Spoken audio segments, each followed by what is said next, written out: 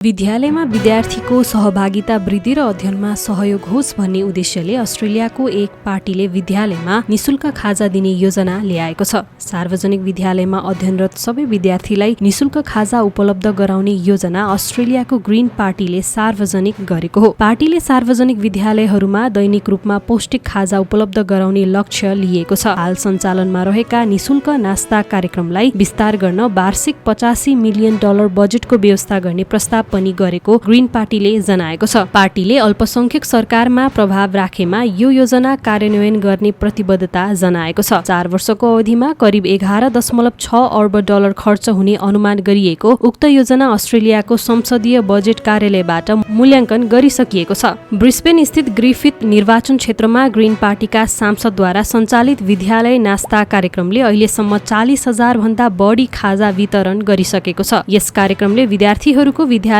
उपस्थिति, ध्यान केन्द्रित गर्ने क्षमता, अनुशासन, पोषण स्तर र समग्र स्वास्थ्यमा सकारात्मक असर देखाएको पार्टीको दाबी छ। यस कार्यक्रमलाई देशभरका सार्वजनिक विद्यालयमा विस्तार गरी संघीय सरकार मार्फत स्थायी बजेट व्यवस्थापन गर्नुपर्ने ग्रीन पार्टीको माग रहेको छ। पार्टीले ठूलो व्यावसायिक समूह र अर्बपतिहरूबाट कर संकलन वृद्धि गरेर यस्तो सामाजिक कार्यक्रमहरू सञ्चालन गर्न सकिने उल्लेख गरेको छ। ग्रीन पार्टीले यसअघि नै ठूलो कम्पनीहरूलाई लक्षित गरी प्रस्तावित कर योजनाबाट 10 वर्षमा $514 अर्ब संकलन हुने अनुमान सार्वजनिक गरेको छ, जसबाट स्वास्थ्य, बाल हेरचाह र विद्यालय खाजा कार्यक्रम जस्ता निशुल्क सेवाहरू प्रदान गर्ने लक्ष्य राखिएको छ। यस कार्यक्रमले बालबालिकाको सिकाइ क्षमतामा सुधार ल्याउने र आर्थिक समस्यामा रहेका परिवारहरूलाई राहत पुर्याउने शैक्षिक क्षेत्रका विज्ञहरूको धारणा रहेको छ।